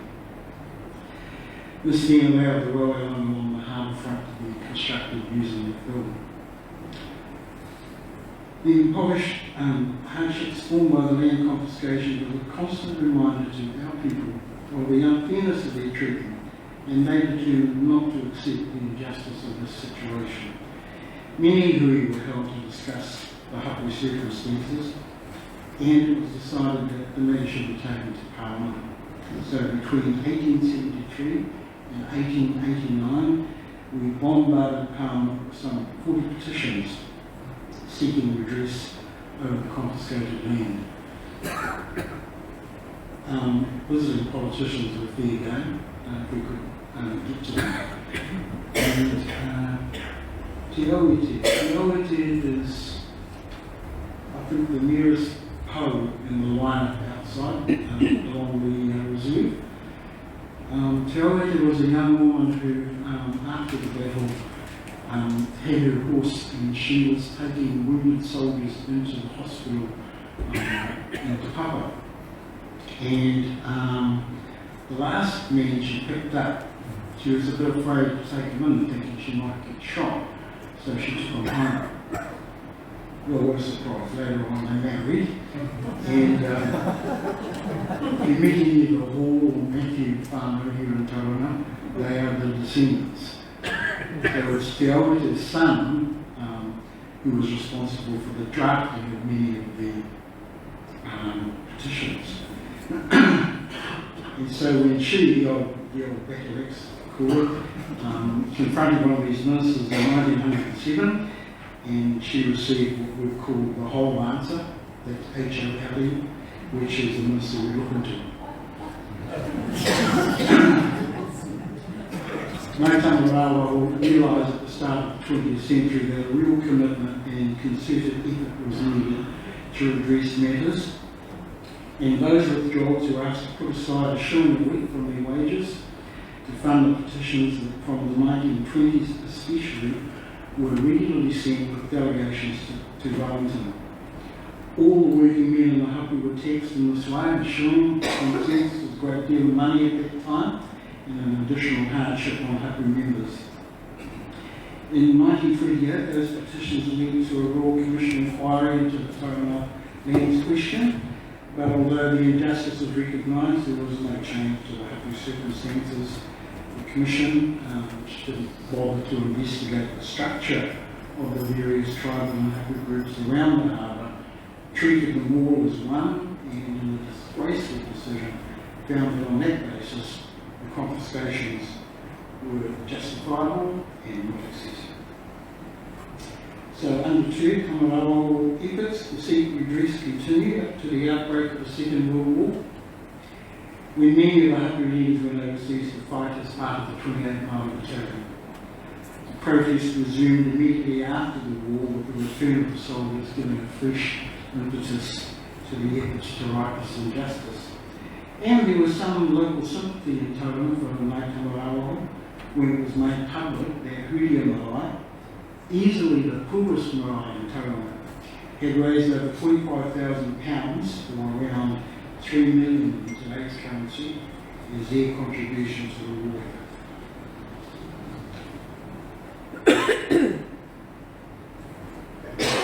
Oh, that's the wall I was talking about. Right? This is a very fresh one.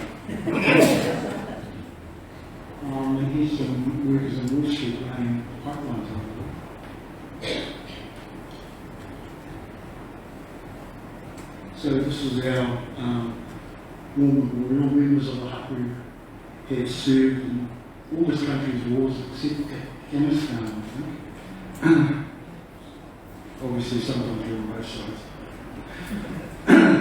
But the end of the war also saw growth spirit in the city, and as the vacant lands in the growing town filled up, the hapu squatters were slowly pushed out.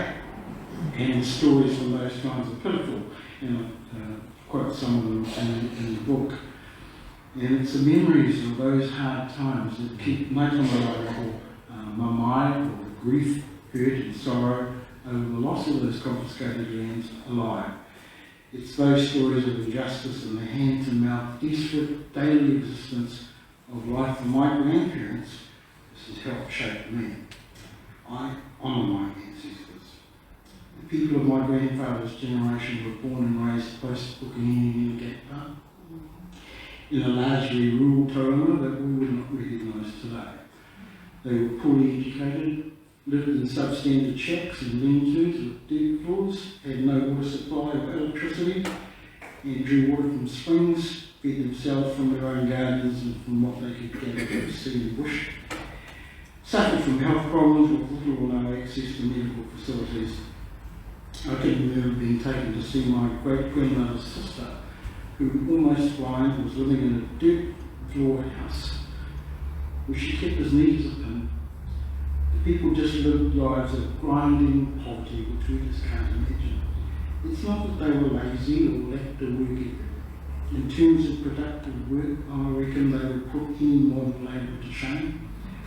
Even the lives of my parents and their early years together were rooted in an existence that relied hugely on what they could gather from land, sea and forest. So Mum tells me the story of how they were walking back from town one day along the beach, starving, no money, wondering what are we going to eat today, and suddenly this kingfisher rushing past the beach and all these herrings jumped out onto the beach. Couldn't believe their luck.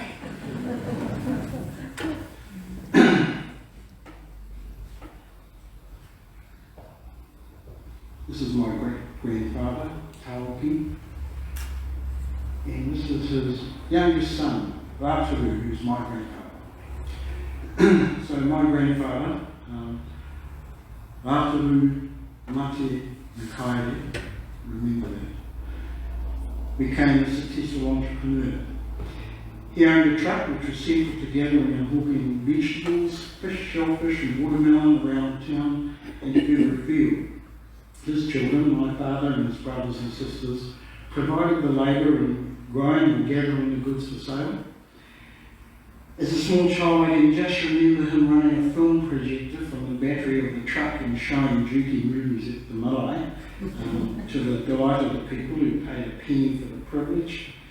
He also sold hot dogs just outside the marae on dance nights to raise money to rebuild the dining room. But his name is another reflection of the poverty he was born into. It means death on the third day. which was the fate of his mother. 3 days after he was born, she died from an untreated sickness. So in his middle age, in 1944, he took a petition to Parliament about the raupatu, the confiscation of the Tauranga land, that by this time had pushed our family to living outside the city and hapu boundaries in a shack on the edge of a big vegetable garden at Waitangi in Welcome Bay. So the reality of the raupatu for my grandfather was the lack of opportunity that came from not having an economic base, not having an education. What he and others like about was economic opportunity, because so much time and effort was invested in just staying alive. So my understanding was there was no time for schooling, but recently I've been told that he actually had a year at St Stephen's, which is in Bombay, on the outskirts of Auckland, which some generous benefactor paid for, but he was only able to do 1 year because it only ran out.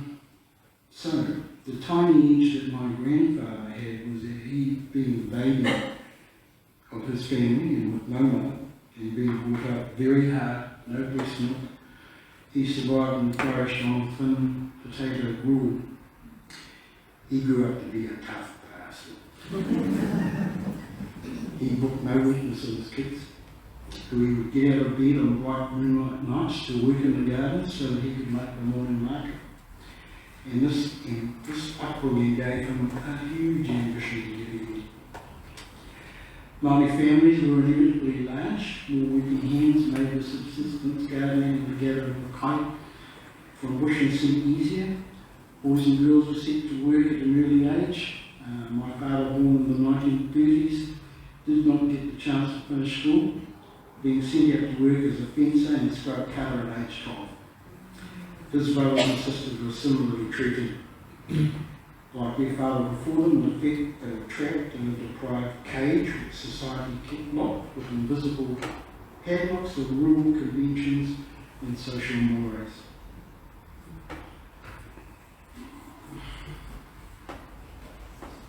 So this is my dad. Always remember as a small boy wondering why, when my father spoke to Pākehā people outside his work or neighbourhood circle, he was so differential. I think now that if he wore a cap, he'd probably held it in his hands and twisted it. And if the custom was to touch your forelock, he would have done that too. I realised later that he was stuck in a mode of life where society told him that he was inferior, or of less status as a person. And this was his response. He accepted without question the casual racism that we encountered in the 1950s.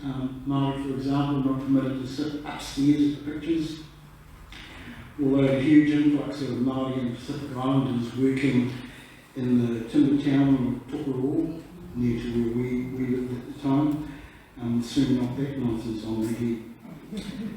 My father, a teetotaler all his life, would never dream of drinking another than a public bar where he enjoyed a lemonade and raspberry with his sawmill mates. The lounge bar was the flash Pākehā people. And it makes me grind my teeth still to think how he put up with being addressed as Warren by snippering young garage attendants who were supposed to help with servicing the car, but of course wouldn't help the mighty man and his pickaninnies.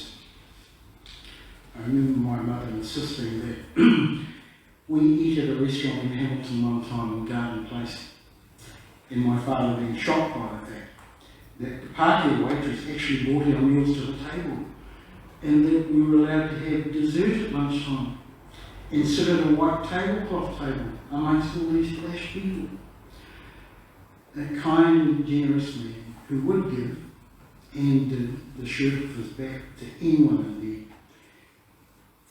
He did not deserve to be treated so. And my heart weeps for him when I think of it. Excuse me. So the journey of Dad and his siblings typifies the arrested social and economic development of many Tauranga Māori and is a true legacy of not just Pukehinahina but all the wars of the 1860s. And it's taken our whānau until now to believe that we can escape that legacy. But the battle's not yet done. 2 decades after the Waitangi Tribunal heard our claims, we're still arguing the settlement detail. Many of us remain trapped in an economic cage because on a wider scale, inequality continues to flourish. And you can see that reflected in the existence of a large Māori underclass, while every social indicator you can think of is skewed.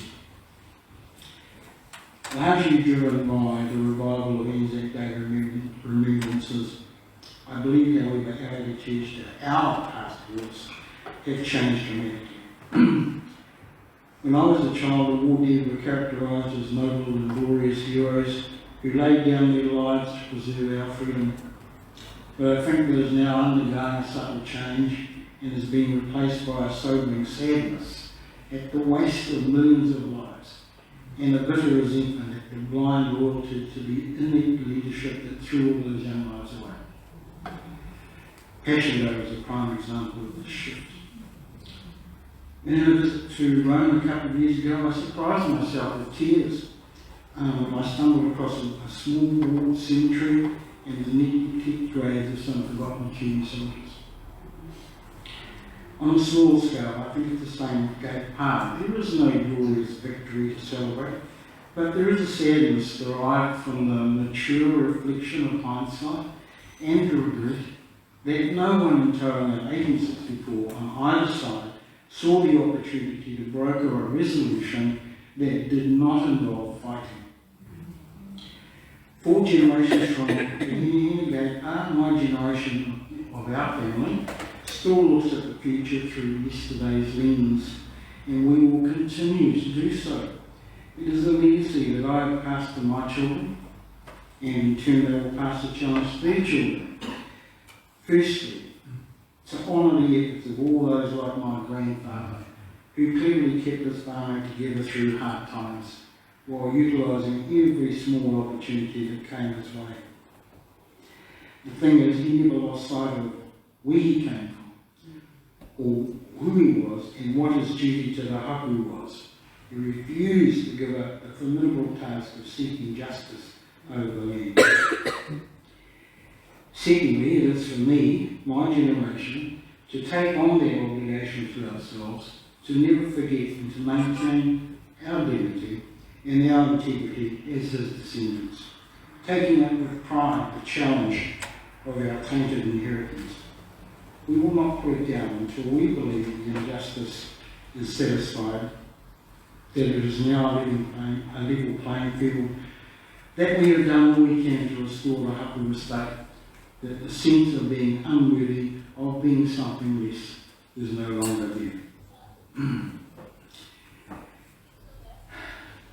It is a burden, but if you ask me how we are doing, I'd say, well, over 150 years since that wet afternoon in April 1864, we Māori and Pākehā have travelled a long way. And that despite events like the Holston's Bridge meeting on Friday, we're making good progress.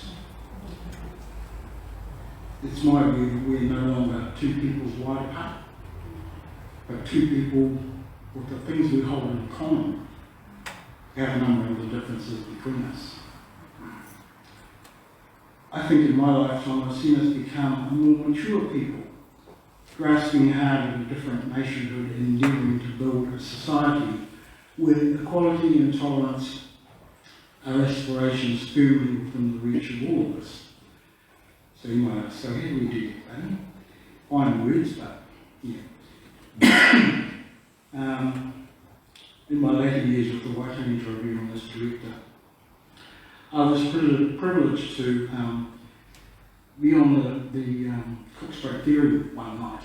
I don't know why. Anyway, there was this huge crowd gathered in the lounge of the ferry, and I went in there, and here's Peter Cooper in her wheelchair holding forth, and everybody in the room was just hanging on every word she said.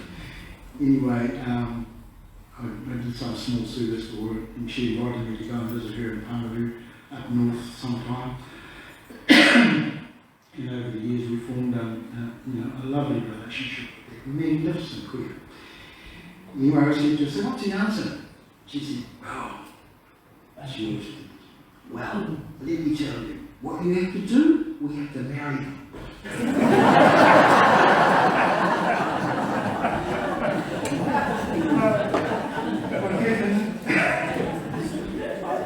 I didn't dare tell her what we'd done with it.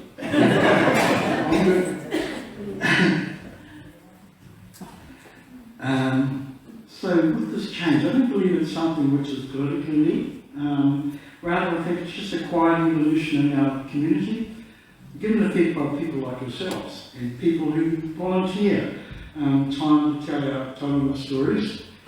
And I hope that what I get to say might help us together to find a new sense of identity, a new sense of place, and a sense of a new shared history that is our legacy, not just my legacy, it's our legacy. I think that on the verge of entering the third decade of the 21st century, we and our children live in times of national, great global uncertainty, not to mention pandemics and the like. I put my faith in the coming generations to take us to a new world. I believe that it's not just the fostering of a sense of unity, of community and mutual support that will get us through, because in short, we need each other, and the 5 million exercise shows exactly that. The story of Pukehinahina provides our community with the perfect opportunity to reflect quietly on this lesson from our shared past, so that we can confidently turn our faces together towards the challenges of the future. Tēnā tātou.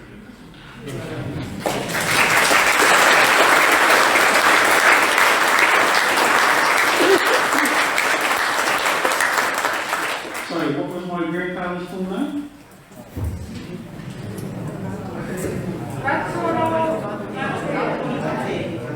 You see that? At the back?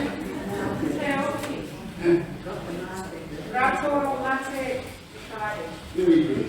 Can you come up here, please?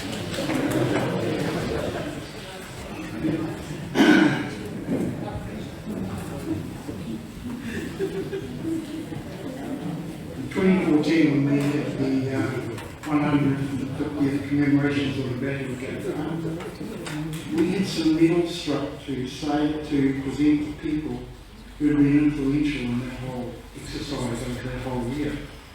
And I found we had one left, which is now going to be yours.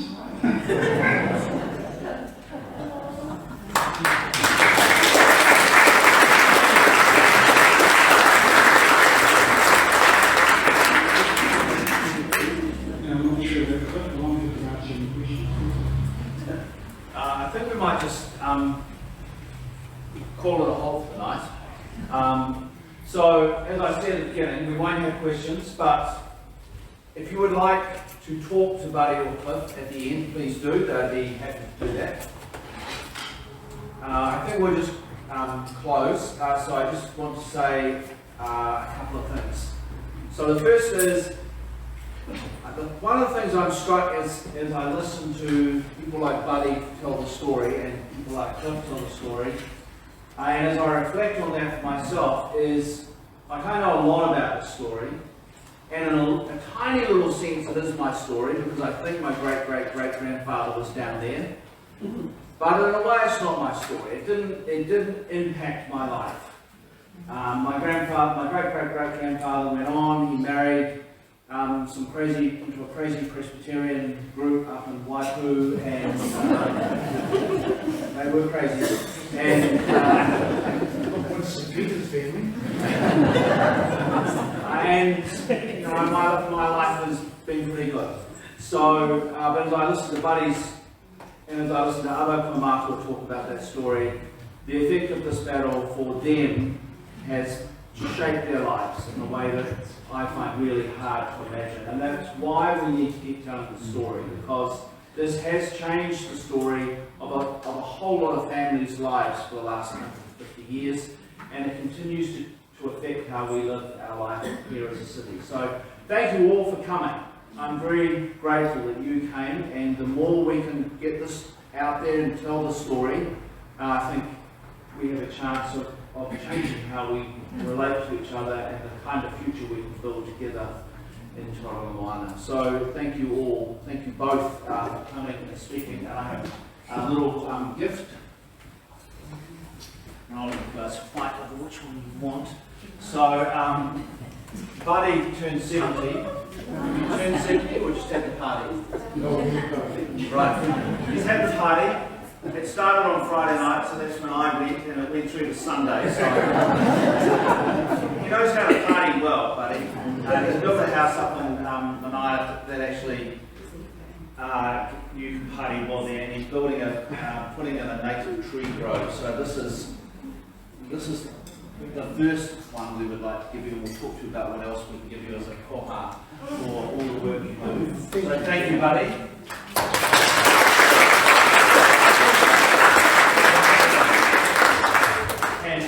This one is for Cliff to say thank you as well. He is a parishioner, but he also wants to put in a native tree grove at his place. So it's not quite as advanced in the thinking yet. But there's the first tree. So next week we don't have a lecture, but there is lots of good Waitangi Day commemoration stuff happening. You'll be surprised to know that Buddy has been involved in some of that. So there is a dawn service over at Mount Jury, over near Mowo, so that's at 6:30, and James Muir's been involved in organising that. And then down at the historic village, there's some great celebrations going on from 10 o'clock, is it? Yeah. So we went last year, it was a lot of fun. And are you doing the citizenship thing again this year, do you know? No, because of the lockdown, we didn't have any new citizens. Oh, well, let's try again.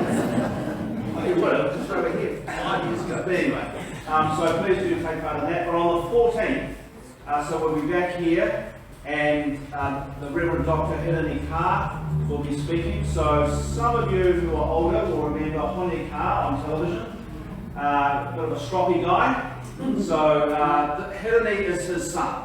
So equally stroppy, an Anglican priest, but also an academic, historian working at Auckland University, and he is going to come and speak about, so he's going to merge the topic that I gave him, which was the Treaty of Waitangi, with his own research, which is looking at the Anglican story, the first Anglican story through Māori eyes. So he's been accessing all the letters and other documents that were written by Māori that are stored down in the Alexander Turnbull Library that were written in Te Reo Māori. So people like us don't have access to that. Te Reo Māori is not that good. For him, it was a treasure trove. So he's going to pull those two things together and speak about Te Tiriti o Waitangi, that Anglican treaty, because as Cliff talked about last night, Anglicans were very involved in that, and kind of weave the story of the Anglican Church together. So I'm really looking forward to having Hirani here. Hirani and I have known each other for a long time and worked together for a number of years. So please come back and listen to Hirani. But thank you for coming tonight. If you've got a car across the road, you probably need to get it. And apart from that, please thank Buddy and Cliff for being here.